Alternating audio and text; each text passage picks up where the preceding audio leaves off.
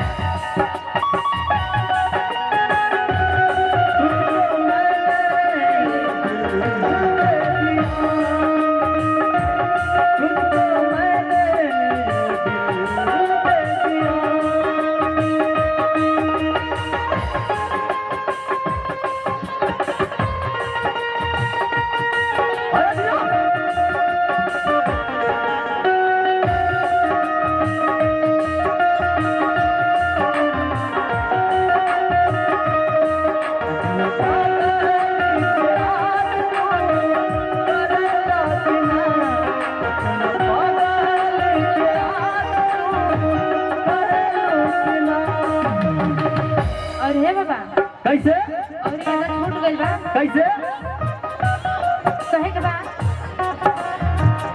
जैसे मोहरत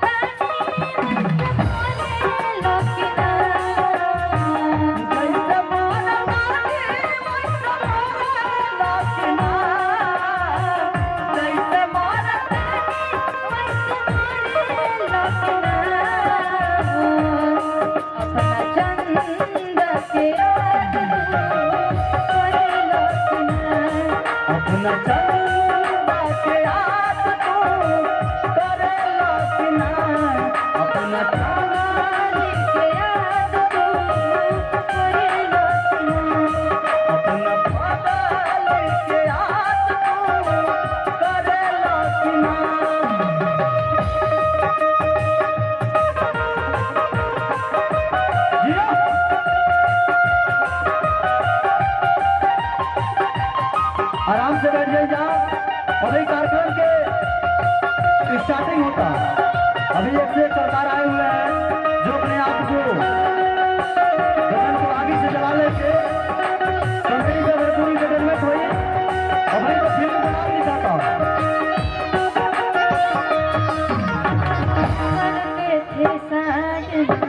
तुम हमसे दूर रहे क्या करते थे साजना तुम हमसे दूर रह गए हम तो जुदाई में अकेले छुप छुप के रोया करते थे। हाँ छुप छुप के रोया करते थे अपना चंदा के याद तो करेला कि ना अपना चंदा के याद तो करेला कि ना।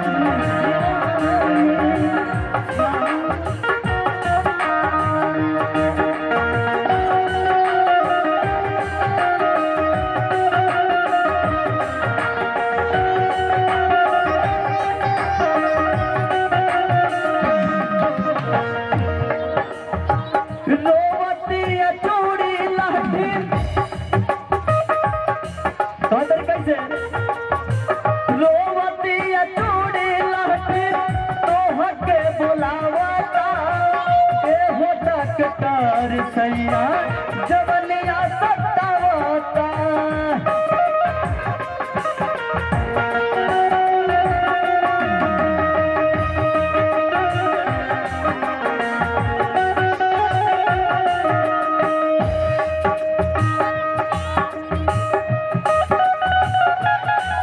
जी हाय देखिए हमारे बीके सिंह डॉक्टर की तरफ से हमारे गुरु तुल्य बहुत सारा पुरस्कार करने में कोटि कोटि नमन।